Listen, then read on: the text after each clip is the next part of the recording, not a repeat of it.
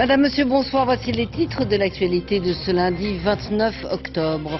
Aujourd'hui encore, grosse perturbation dans le transport aérien. Le retour à la normale devrait se faire progressivement puisque les syndicats appellent à la reprise du travail dès demain. Certains clients demandent des dédommagements. Pour répondre à toutes ces questions dans ce journal, Jean-Cyril Spinetta, le PDG d'Air France. Merci. Bonsoir. Dans la rocambolesque affaire l'Arche de Zoé, 17 Européens sont en garde à vue. 16 d'entre eux pourraient ce soir être inculpés pour enlèvement et séquestration d'enfants par le ministère tchadien de la Justice. L'association avait tenté d'évacuer en France 103 enfants, soi-disant orphelins du Darfour.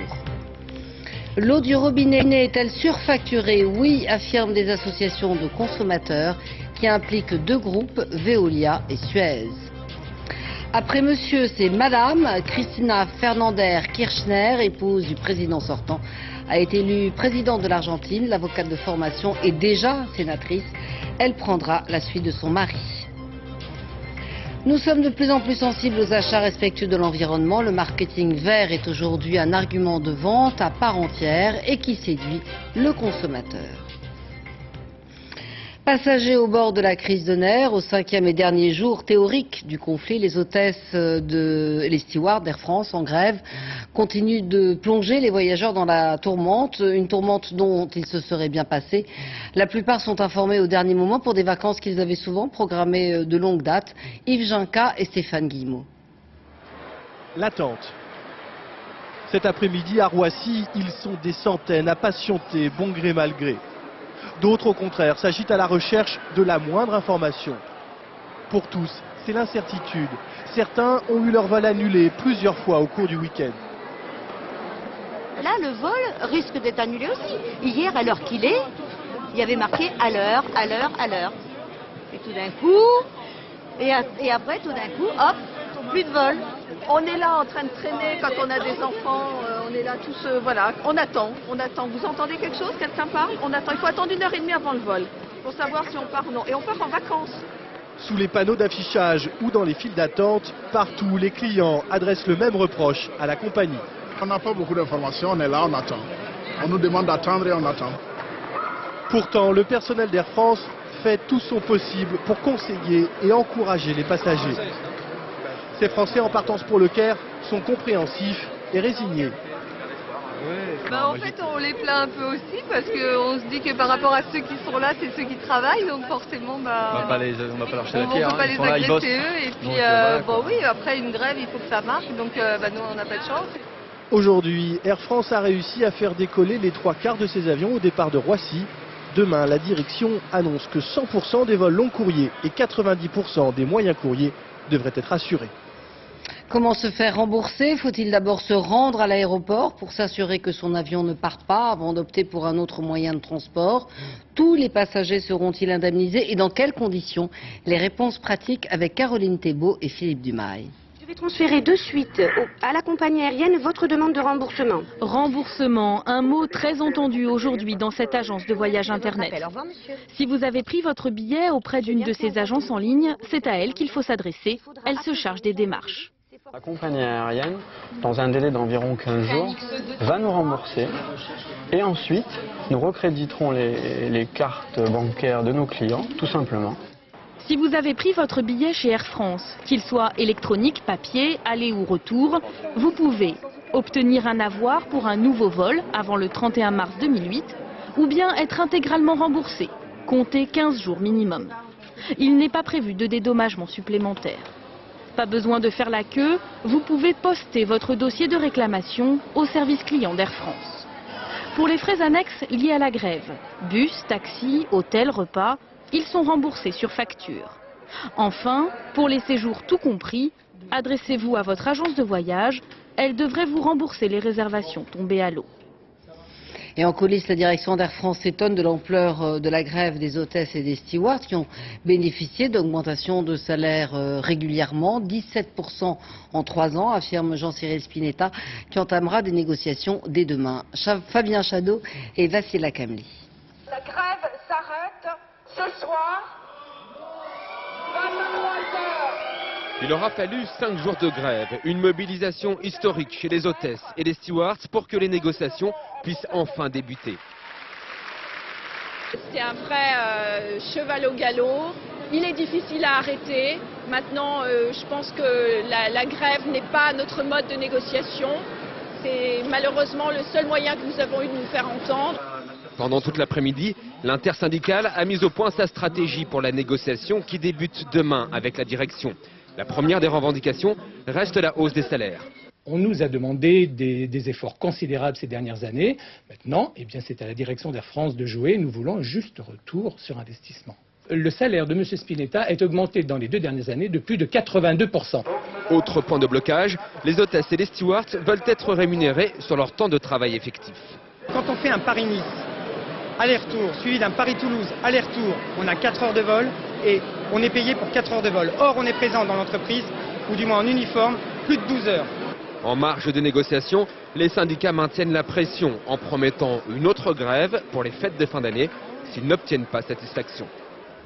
Jean-Cyril Spinetta, bonsoir, merci d'être avec nous. Alors tout d'abord, très concrètement, où en est-on ce soir du trafic? Comment se présente la situation, disons pour demain? Alors, sur le trafic de la journée, il a été comparable à celui des autres jours. On a fait à peu près 70% de l'ensemble de nos vols. Je crois que l'élément important aujourd'hui, c'est que tous les syndicats qui étaient en grève, 7 syndicats ont décidé d'arrêter la grève. Et donc demain, le trafic repartira de manière normale. Nous l'espérons. Je pense qu'on fera la totalité de nos vols long courriers et de l'ordre de 90% de nos vols courts et moyens courriers.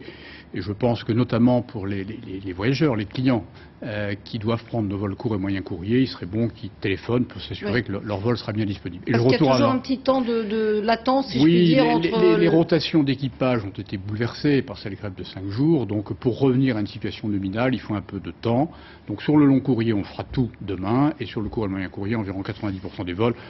On est à une période où les remplissages sont relativement plus bas qu'à d'autres périodes de pointe, et donc je pense qu'on devrait pouvoir acheminer l'essentiel de nos clients, voire la quasi-totalité de nos clients. Alors, principale critique des clients, c'est on nous a dit allez-y, venez, vous verrez sur place, on attend, et puis on est prévenu au dernier moment. Vous ne pouvez vraiment pas faire autrement. Bon, d'abord, je viens de voir ces images, je les avais déjà vues, et j'étais moi-même allé sur place me rendre compte. Je crois que l'entreprise... Vous êtes excusé d'ailleurs. Oui, mais je vais le refaire ce soir. Je pense qu'on doit à nos clients, à tous nos clients, français, européens, autres qu'européens, des excuses. Des excuses de l'entreprise, des excuses personnelles du président d'Air France. On avait annoncé, avant que la grève ne démarre, qu'on serait en mesure de faire plus que ce que nous avons fait. Ça n'était pas pour attirer les clients dans un piège, on a été surpris par l'ampleur de la grève. Je l'ai déjà dit, je le redis, je ne vais pas minimiser l'impact et l'ampleur de cette grève qui a été, notamment au long courrier, très suivie. Il faut que nos clients comprennent que nous ne savons pas, pour chaque vol, si les gens qui sont prévus de devoir faire le vol viendront ou ne viendront pas. Et on découvre 1 heure avant. Une hôtesse, un steward, il ne vient pas au moins 2 heures avant le décollage? Il vient 1h30 avant. C'est 1h30 avant qu'on peut faire le point et savoir si les gens sont présents ou pas. Sur certains vols, ils sont tous présents, donc il n'y a pas de problème. Sur d'autres vols, il y a quelques absents, on peut quand même faire le vol parce qu'on respecte les conditions de sécurité. Sur d'autres vols, on est obligé de constater que les vols sont annulés. Alors on essaye d'anticiper sur tout ça, mais l'information est très dure à rassembler. Vous l'avez signé votre reportage, les gens au sol d'Air France ont fait, je crois, le maximum. Je tiens à leur rendre hommage, non pas pour supprimer les désagréments des clients, ils ont été réels, mais pour essayer de les limiter dans toute la mesure du possible. La prévisibilité est extrêmement difficile à établir. Alors Air France est certes une société privée, donc on ne va pas parler d'un service minimum qui ressemblerait à celui de la SNCF, mais enfin, quand même, un certain nombre de responsables politiques se disent, après tout, est-ce qu'à Air France aussi, il ne faudrait pas prévoir un système d'alerte, un système de service minimum, ou au moins une déclaration des grévistes? Je pense que c'est au gouvernement de décider si il faut pour le transport aérien des dispositions spécifiques. Donc on verra, c'est au gouvernement de décider. Je pense que tout ce qui irait dans le sens d'une meilleure information des clients, d'une meilleure prévisibilité du trafic, irait dans le bon sens, à la fois pour l'entreprise elle-même. Vous êtes pour quelque chose qui ressemble à des mesures qui iraient dans le sens d'une meilleure prévisibilité du trafic. Dernière question concernant justement les salaires, alors le vôtre comme ceux des grévistes, vous dites 17% en 3 ans, eux ils disent plus 4%, multiplié par 4 pardon, en 4 ans. C'est vrai que vous avez eu votre salaire multiplié par 4 en 4 ans? Oui, tous les chiffres circulent, j'ai entendu 82% dans le reportage qui est passé avant. 2 opérations. L'élément important ce soir, me semble-t-il, c'est le fait que les syndicats cessent leur grève et que le trafic repart demain. Je profite de ma présence sur ce plateau pour appeler tous les syndicats représentant les hôtesses et les stewards à la reprise des négociations dès demain. Et je les appelle à une réunion que je réunirai demain à 10h30. J'espère qu'ils seront tous présents et qu'on pourra enfin définir les thèmes de travail, le calendrier, la méthode pour parvenir à un accord. Y compris sur les salaires. Y compris sur les salaires. J'ai déjà dit, mais c'était le cas avant même la grève, qu'il n'y avait aucune exclusive, aucun préalable. On a un accord à durée déterminée qui expire le 2 janvier 2008. Il doit donc s'appliquer jusqu'au 2 janvier 2008. Et on avait démarré des négociations, puisqu'il fallait renouveler cet accord qui avait un terme, dès le mois de juin dernier. Et donc au moment où cette grève a démarré, il y avait des négociations. Alors certains trouvaient qu'elle n'allait pas assez vite, certains trouvaient que la direction n'était pas suffisante. Oui, je l'ai déjà dit, donc je vais le redire, j'ai été surpris parce que, logiquement, lorsqu'on signe un accord à durée déterminée, et les syndicats avaient été nombreux à le signer en 2002, très nombreux, hein, les conditions qui s'appliquent aux organisations syndicales, ce n'est pas la direction qui les a édictées de manière littérale, c'est le résultat d'accords collectifs. Depuis que je suis dans l'entreprise, moi j'ai signé 4 accords collectifs avec les PNC, nouveaux, traduisant des avancées et des améliorations. Donc j'ai été surpris qu'on ne respecte pas, jusqu'à son terme, au 31 décembre, le fait d'une négociation qui était ouverte, sans exclusif, sans préalable, et qu'on fasse à la fin de la négociation le point. Est-ce que c'est bon, est-ce que c'est pas bon? Merci Jean-Céleste Spinetta pour ces explications. Merci beaucoup. La suite de la rocambolesque aventure des bénévoles de l'Arche de Zoé. Aujourd'hui, ils sont 9 membres de l'association et 7 membres d'équipage de l'avion à être retenus au Tchad et entendus par les autorités juridiques locales. Ils maintiennent leur version d'urgence humanitaire, tandis que les autorités tchadiennes parlent de trafic d'enfants. Renaud Bernard et Jacques Gérard. Les uns après les autres, les membres de l'Arche de Zoé doivent être inculpés pour enlèvement et trafic d'enfants. Des accusations pourtant démenties ici dès vendredi, dès le début de sa garde à vue par le président de l'ONG. Au niveau des autorités tchadiennes, nous avions les autorisations pour déployer notre organisation. Nous avons fait toutes les démarches nécessaires pour établir un protocole d'accord avec les autorités. Nous avons obtenu des autorisations de circuler. Dans le groupe emprisonné, 2 journalistes, les voici. Leur travail avant les arrestations montre les contradictions de l'Arche de Zoé. Vous asseyez sur toutes les règles internationales. Pourquoi? Quelles règles? Je sais pas, la façon de procéder quoi. Mais c'est pas des règles. C'est pas parce que les autres sont frileux, c'est pas parce que les autres ne font rien, laissent mourir des gens qui suivent les règles. Ça, c'est clair. Qui dicte les règles? Non mais déjà vous avez sorti des enfants illégalement d'un pays pour commencer. Pas du tout. On les a pas sortis du pays, on nous les a amenés. Oui, enfin, c'est pas du tout la même chose, ça veut dire qu'on les a pas sortis du pays, on n'a pas transgressé les lois du Soudan, on n'a transgressé aucune loi. Contrairement aux affirmations de l'ONG, la plupart des enfants seraient pourtant originaires de la région d'Adré au Tchad et non pas du Darfour au Soudan. C'est ce qu'affirme par exemple ce petit garçon de 10 ans, même si son témoignage reste confus et contradictoire. Il explique aussi qu'il n'est pas orphelin, mais que son père était d'accord pour qu'il parte avec l'ONG pour être scolarisé. Manque de sérieux évident, reconnaît la défense de l'Arche de Zoé, mais les avocats réfutent les accusations portées par le président tchadien. L'appui total Personne ne peut croire franchement, comme l'a dit le président, que les familles d'accueil sont des repères de pédophiles qui attendaient de la chair fraîche. Pas plus qu'on ne peut croire qu'il y avait là derrière un trafic d'organes. Donc ça montre à quel point il y a une volonté d'exagérer dans un but politique.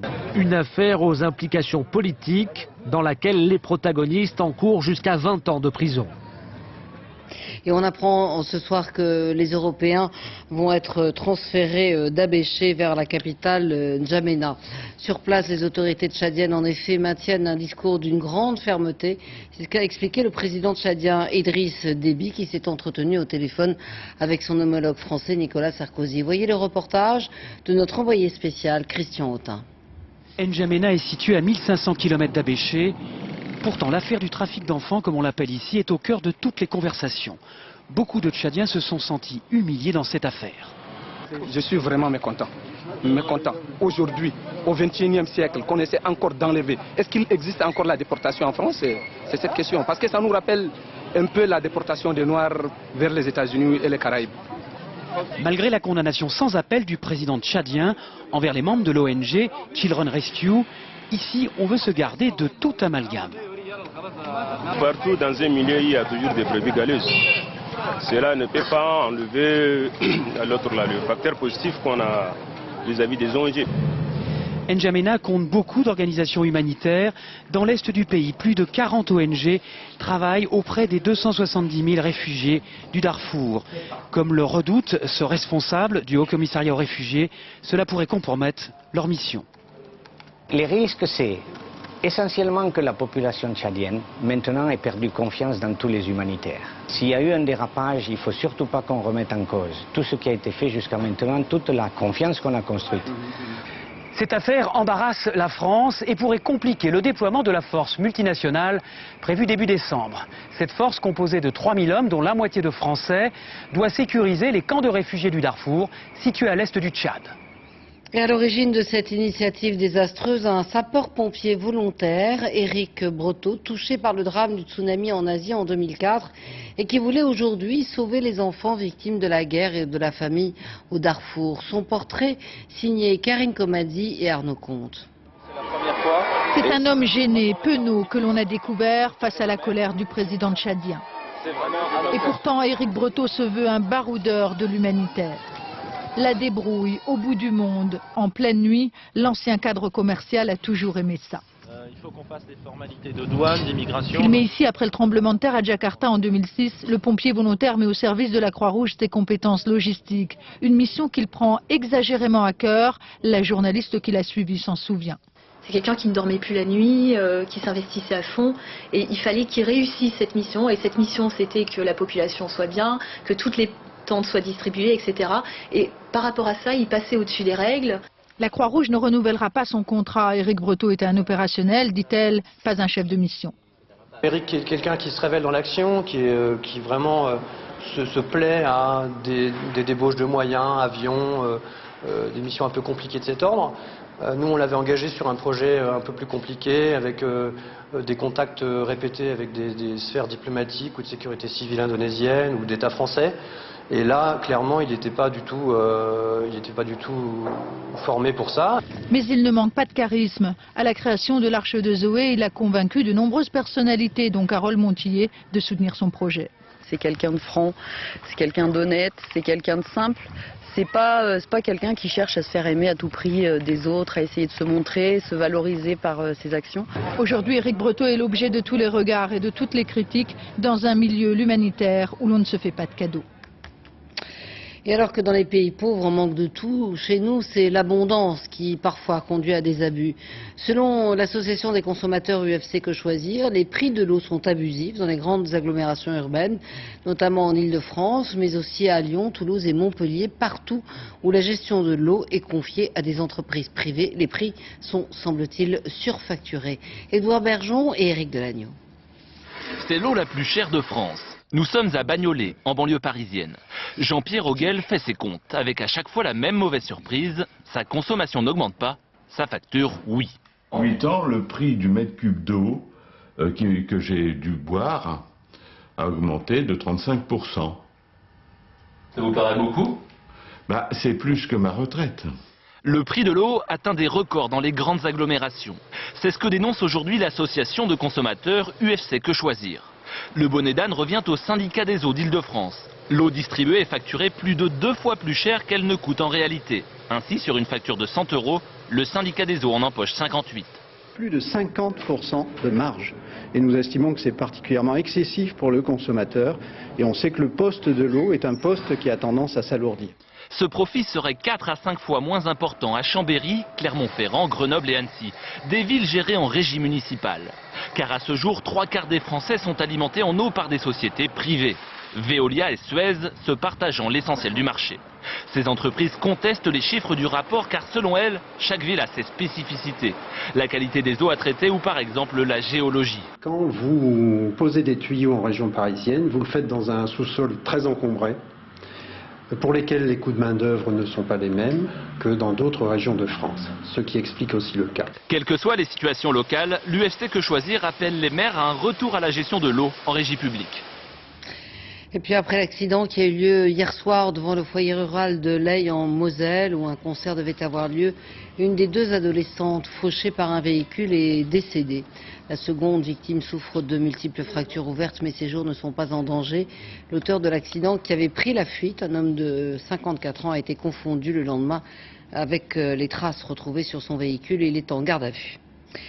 Et pour lutter contre la violence, cette fois dans les stades, Michèle Alliot-Marie, ministre de l'Intérieur, a visité hier le PC de sécurité du Parc des Princes avant la rencontre PSG Olympique Lyonnais. À cette occasion, elle a annoncé de nouvelles mesures. Franck Genozo et Marie Cazot. 150 supporters lyonnais encadrés par la police montée. Atmosphère de camp retranché au Parc des Princes, même pour un match jugé moyennement risqué. Michèle Alliot-Marie vient constater que les problèmes de sécurité sont loin d'être réglés. À 1 heure du match, déjà 3 interpellations. On a déjà interpellé 3 individus pour des violences volontaires à caractère raciste. Le ministre l'ignorait, mais le t-shirt siglé 88 porté par l'un d'entre eux correspond à 2 fois la 8e lettre de l'alphabet. HH pour Heil Hitler. Donc on les engarde. Michèle Alliot-Marie a décidé de durcir la loi. Mesure phare, l'allongement des interdictions administratives de stade. Jusqu'ici, elles étaient de 3 mois maximum. Désormais, elles pourront durer 6 mois, soit presque une saison, et ce dès la première infraction. Les interdits de stade, comme cet homme, devront désormais pointer au commissariat à la mi-temps des matchs et plus au début, ce qui leur laissait parfois le temps de retourner au stade. Enfin, la liste des interdits sera transmise aux clubs concernés qui pourront signaler une présence suspecte. J'attends des clubs qu'ils fassent un effort pédagogique, un effort également de suivi de leurs supporters. Selon le ministre, interdire l'entrée des stades aux hooligans reste la solution la plus efficace. Pourtant, en France, cette saison, les interdits de stade sont une centaine, contre 2000 par exemple en Italie. La garde des Sceaux Rachida Dati a présenté aujourd'hui les contours de la carte judiciaire qui s'appliquera en Ile-de-France. 13 fermetures de tribunaux d'instance dans 7 départements sont prévues, alors que l'intersyndicale des magistrats et des fonctionnaires de justice appelle à la grève pour le 29 novembre. Une inquiétude que Rachida Dati affirme entendre. Accueillie aujourd'hui au palais de justice par des magistrats en colère, elle compte présenter sa réforme dans toute la France. Le comité Balladur, chargé de la réforme des institutions, a élaboré plus de 70 propositions pour moderniser la Ve République, interdiction du cumul des mandats, introduction d'une part de proportionnel, ouverture de l'Assemblée nationale et du Sénat au discours du président de la République, prééminence du rôle du président sur le choix de la politique de la nation, autant de propositions sur lesquelles devra trancher le chef de l'État. À l'étranger, élection de Cristina Fernandez et Kirchner, l'épouse du président sortant Néstor Kirchner, engagée aux côtés de son mari depuis plus de 20 ans, devient ainsi la première femme élue de l'Argentine. Martine Laroche-Joubert et Pascal Geoffriot. Cristina Kirchner, élue présidente d'Argentine, l'épilogue d'une saga amour, pouvoir et beauté. Un couple unique. Elle succède à son mari, mais revendique sa féminité dans son premier discours de chef d'État. J'ai assumé à la fois mon rôle de mère de famille et de militante politique. J'ai réussi à faire les deux. Et bien, c'est ça qui est important. Une victoire célébrée à gauche par ses partisans, elle l'emporte dès le premier tour. Maintenant, nous allons construire un gouvernement populaire et faire en sorte que ceux qui ont pillé le pays pendant tant d'années ne reviennent plus jamais. Un triomphe qui fait aussi rêver Ségolène Royal, venue la féliciter. Cristina l'avait encouragée en France pendant sa campagne. La force de la nouvelle présidente, sa détermination implacable, au service d'un rêve quasi inaccessible pour une femme née dans un milieu plutôt modeste. Pendant 30 ans, elle gravit une à une les marches du pouvoir, députée, sénatrice. Son mari président, elle refuse le titre de première dame, préfère première citoyenne, le signe de sa volonté de rester elle-même. Aujourd'hui, Buenos Aires se réveille dans le calme, les Argentins ont choisi la continuité politique. Mais dans les bidonvilles tout proches, ils attendent plutôt du changement. Cristina Kirchner va se retrouver face à plusieurs défis. L'insécurité, la pauvreté, l'inflation. Elle devra les affronter avec toute sa force de caractère. En Sicile, un bateau a fait naufrage, faisant 8 morts. Selon les autorités, le nombre total de clandestins parvenant jusqu'aux côtes italiennes a fortement chuté cette année, mais des centaines continuent d'arriver chaque semaine à bord d'embarcations bondées qui souvent chavirent avant d'arriver à destination. Et puis en Italie encore, la mafia continue de régner sur une bonne partie de l'économie. On estime son chiffre d'affaires à 90 milliards d'euros, ce qui représente 7% du produit intérieur brut. C'est un jeune écrivain napolitain, Roberto Saviano, qui dénonce cet état de fait et depuis il est menacé de mort. Il y a un an, il a publié un livre qui vient de sortir en France. Il vit désormais sous protection policière. Rencontre avec Philippe Visserias et Karine Guillaume. Nous souhaitions le rencontrer à Naples, trop dangereux pour lui. C'est à Rome que Roberto Saviano nous a donné rendez-vous pour une brève promenade dans un jardin public, entouré de ses gardes du corps. Âgé de 28 ans, cet écrivain napolitain a osé défier la Camorra, la puissante mafia locale.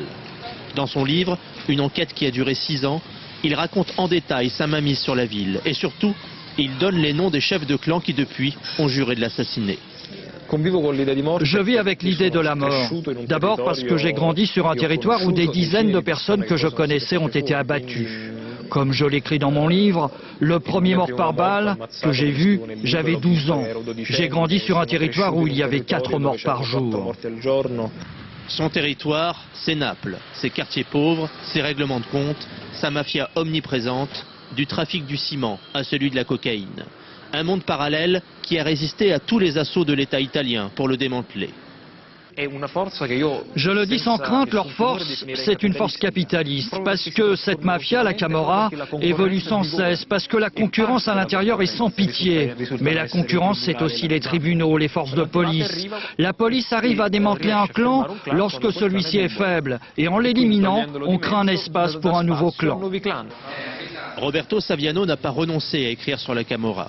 À Rome, sa maison d'édition lui a aménagé un bureau bien à l'abri dans ses sous-sols où ses gardes du corps peuvent surveiller l'unique entrée. Je reconnais que souvent le matin je me réveille en maudissant ce que j'ai fait. Mais je le referai 300 fois même, parce que c'était nécessaire d'écrire tout cela. Je vis parfois des moments très difficiles. Ça serait stupide de le nier. Son livre s'appelle Gomorra, comme Gomorre, la cité de l'Ancien Testament que Dieu détruisit par le feu à cause de ses péchés. Naples, Gomorre des temps modernes, la cité du mal, selon Roberto Saviano. En France, le ministre de l'Éducation nationale, Xavier Darcos, a décidé d'évaluer les performances de l'école primaire selon une étude comparative. En effet, sur 40 pays étudiés, la France arrive en 34e position, ce qui est loin d'être brillant. Les petits Français savent donc moins bien lire, écrire et compter. Pour ce faire, un plan de lutte s'impose contre l'échec. Mallory Aounou. En marche vers une nouvelle école. Tout part d'un constat peu reluisant. 15% des élèves sortant du primaire sont en grande difficulté. Surtout, tous n'ont pas les mêmes chances de réussir. Parmi ceux qui redoublent avant la 6e, 41% sont enfants de chômeurs, 25% enfants d'ouvriers, contre seulement 3% de fils et filles d'enseignants. Dans son plan contre l'échec scolaire, le ministre de l'Éducation cible donc les élèves les plus fragiles. Les 2 heures de cours supprimées le samedi matin deviendront des heures de soutien en semaine. Par ailleurs, les élèves les plus faibles pourront suivre des stages intensifs de remise à niveau pendant les vacances. Côté enseignement, fini la dispersion. Pas de méthode imposée, mais les enseignants auront une obligation de résultat sur un programme recentré autour de la lecture, de l'écriture et du calcul. Quelles matières pâtiront de ce retour aux fondamentaux? Le ministère le précisera après les vacances, avec un objectif, diviser par 3 l'échec en primaire d'ici à 2012. Les internes étudiants en médecine appellent à la suspension de leur grève entamée depuis plus d'1 mois. Ils se sont mis d'accord sur un protocole avec Roselyne Bachelot, le ministre de la Santé, qui prévoit notamment la mise à plat de l'offre de soins et des mesures incitatives à l'installation des médecins dans les zones désertées. C'est une bien étrange dépendance que provoque, semble-t-il, un traitement contre la maladie de Parkinson. Un jeune cadre nantais souffrant d'une forme précoce de la maladie a développé des effets secondaires inattendus, addiction aux jeux d'argent, tentative de suicide. Son neurologue ni le laboratoire ne l'avaient prévenu des risques entraînés par le médicament. Le jeune homme demande aujourd'hui réparation. Romuald Bonan et Gabriel Camilla. Pendant 2 ans et 4 fois par jour, Didier Jambard a avalé ce comprimé bleu, un puissant médicament pour contrer les tremblements de ses membres dus à la maladie de Parkinson dont il souffre depuis 2003. Seulement voilà, Quelques mois seulement après le début du traitement, des troubles inattendus se sont manifestés. Le besoin insatiable de jouer, PMU, loto, site internet de casino, en tout 160 000 € d'argent personnel dilapidé et l'enfer au quotidien.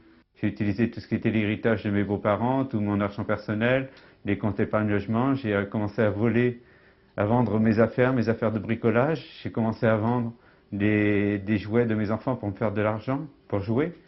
Et là, j'ai commencé à voler des numéros de cartes bancaires que je profitais de l'absence de gens pour prendre dans leur portefeuille, recopier le numéro de carte bancaire et aller jouer sur les sites internet. Un comportement incompréhensible autant pour lui-même que pour ses proches, jusqu'à ce qu'une étude scientifique canadienne mette en évidence il y a un an les effets indésirables de ce médicament américain, comme l'addiction au jeu, désormais mentionné sur la notice d'utilisation des troubles rencontrés par 1 malade sur 5 ayant recours à ce traitement. Quand on les interroge, est-ce que vous n'avez pas remarqué des changements dans votre comportement, que ce soit sexuel, d'achat, de jeu? Eh bien, le patient soulagé dit oui, effectivement, il y avait ça, je n'osais pas vous en parler. Et là, on corrige tout de suite le traitement et généralement, la situation s'améliore. Il y a un an, Didier Jambard a changé de traitement. Si la maladie de Parkinson est toujours présente, le démon du jeu a disparu. Et aujourd'hui, dans une procédure amiable, il réclame 400 000 € d'indemnisation à son médecin et au laboratoire.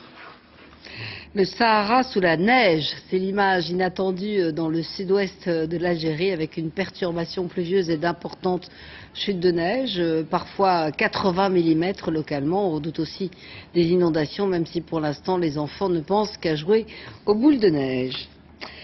Le verre envahit notre société, notre quotidien. De plus en plus de produits de consommation vantent la protection de l'environnement et les mérites de l'écologie. Mais attention, ce nouveau marketing vert peut aussi engendrer quelques excès. Agnès Monteux et Tristan Lebras. Le développement durable, ça peut commencer dès le plus jeune âge. Pas question pour le petit Nolan de porter des couches jetables qui mettraient 500 ans à se dégrader. Ce sont des couches lavables qui sont faites en bambou et qui ont une face en polaire. Pour un bébé qu'on change entre 6 et 8 fois par jour, on a environ 2 gros sacs poubelles à sortir toutes les semaines, alors que là on n'en a plus du tout.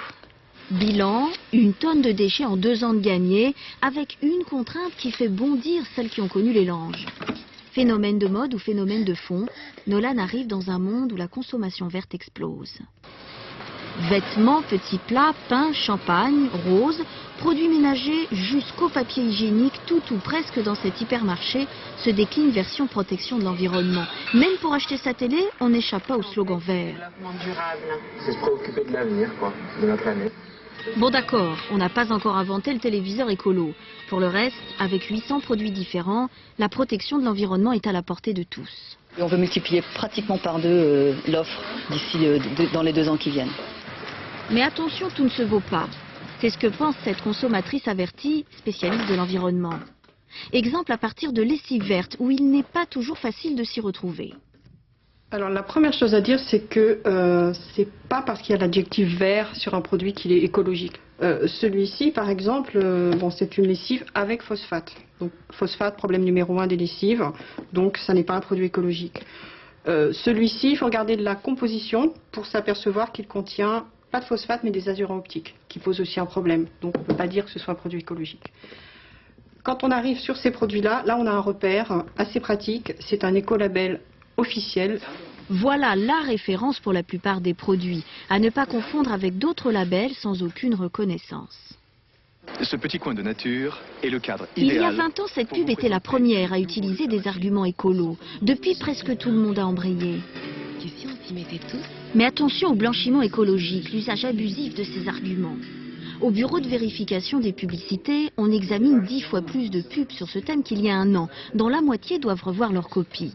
Exemple, ces affiches pour des vêtements qui banalisent le changement climatique. Paris tropical, New York sous les eaux, on ne se réjouit pas du réchauffement de la planète. C'est un thème qui est utilisé pour l'instant par des gens qui ne le maîtrisent pas. Mais de la nature. Alors les écologistes veulent aller plus loin.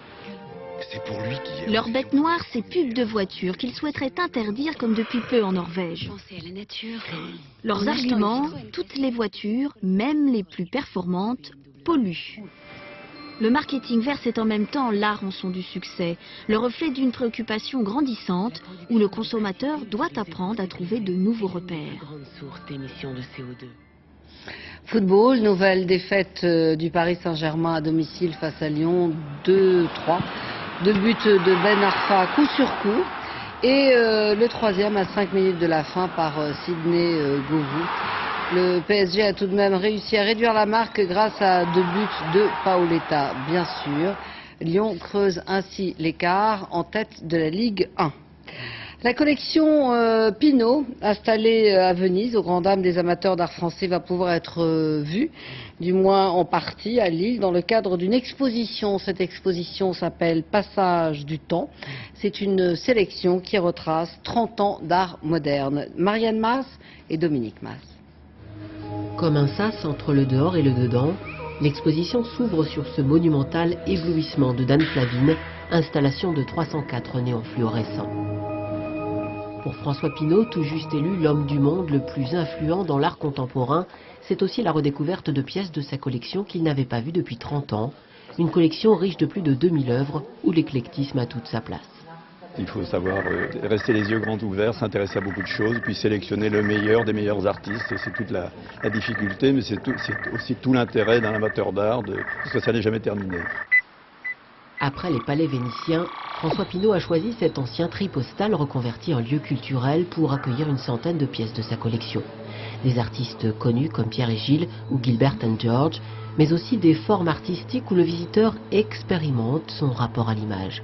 On est dans une chambre noire avec quelques lumières fluorescentes et puis des images qui défilent dans le flou. J'avoue, ça m'a dérouté. Mais sinon, il y a pas mal de choses que je trouve bien. J'espère que les gens la traversent comme une histoire qu'ils peuvent s'inventer eux après. C'est ce qui m'a guidée aussi. C'est qu'on puisse chacun jouer avec ce qu'on a vu plutôt que de se penser impuissant à aller voir l'art contemporain. Image cinéma avec la reconstitution de la célèbre douche de Psychose vue dans des caméras de surveillance. Image du réel avec ses chats indifférents au regard extérieur.